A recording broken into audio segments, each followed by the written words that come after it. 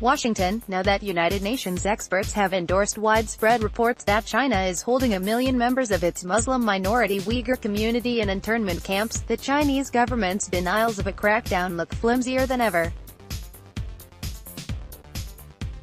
Activists and reporters who have documented the repression appear vindicated, and awareness about the crisis seems to be growing, but there's no certainty of resulting international pressure from governments like the United States that experts see as essential to forcing change.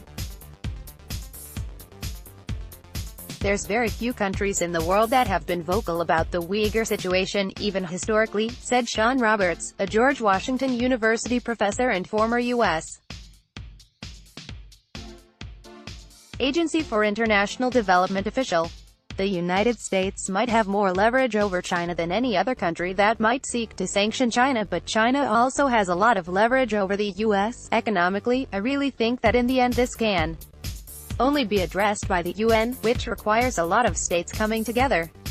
The dilemma for world leaders is that so much of the global economy now relies on China, Chinese manufacturing, Chinese consumers and Chinese investment. Since the Chinese government is so enmeshed in the country's economy, to criticize even policies far removed from business like human rights violations is to risk becoming a target of political retribution through economic means. Beijing has exploited that fear to avoid even acknowledging its excesses. In some cases, it has even successfully forced other governments to aid its repression by handing over Uyghurs living within their borders. For years, particularly since a new top Chinese official took over the predominantly Uyghur region of Xinjiang in 2016 and began instituting harsh new surveillance and measures like forcing families to host Communist Party officials in their homes, Beijing has felt it can treat the estimated 10 million Uyghurs and other members of Muslim minority communities as it pleases despite international law. There has not been comparable foreign government pressure to the criticism from rights groups and analysts, said Maya Wang, a senior researcher at Human Rights Watch. The Chinese government continues to act with impunity. The camp's very existence and construction shows the government thinks it can continue to do so. In some cases, small but influential countries with business ties with China have helped shield it from criticism. Greece last summer blocked a disparaging European Union statement on China's human rights record, and it aligned with Hungary against a separate EU statement on Chinese regional expansionism in 2016. The argument from Chinese partners like Greece is that such issues are better discussed in private.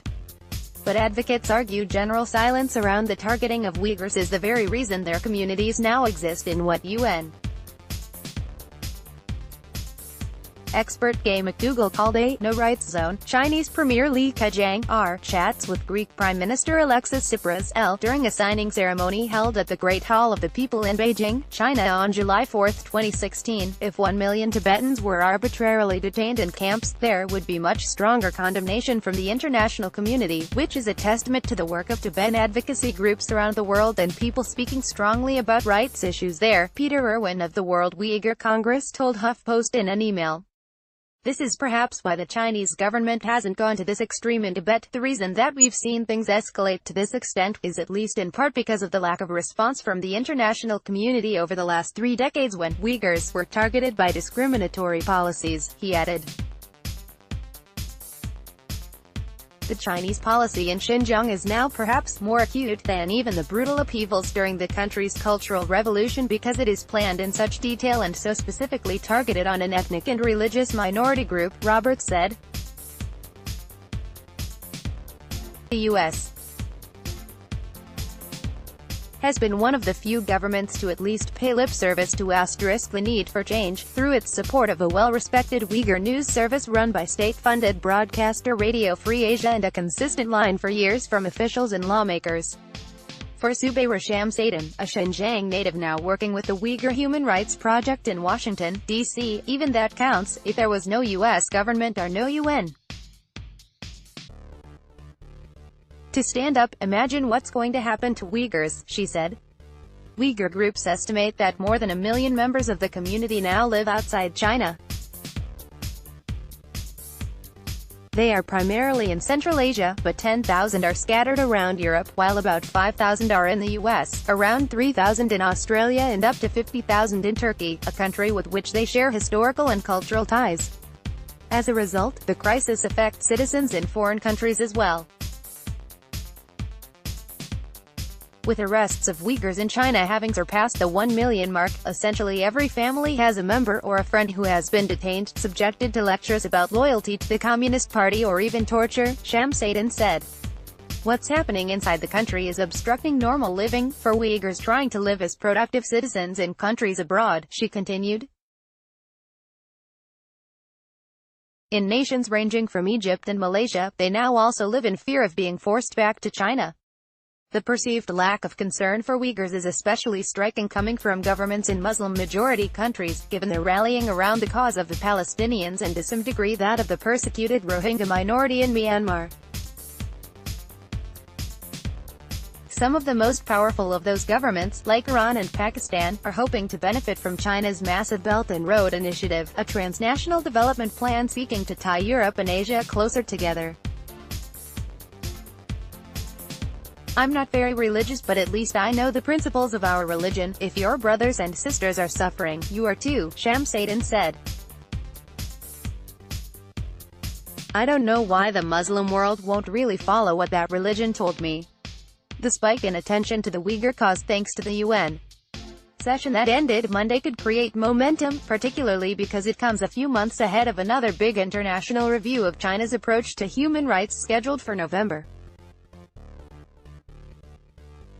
With the Trump administration eager to confront China on all fronts as it ramps up its trade war, Washington could see a benefit to highlighting the issue even more, for instance by using evidence of mass detention to place sanctions on powerful Chinese officials, Roberts said.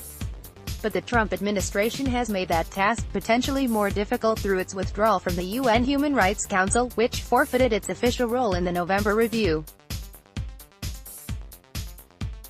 That makes it more important for governments like those in Europe to speak out, said Sarah Brooks, a program manager at the International Service for Human Rights. Still, she and other experts believe the unprecedented UN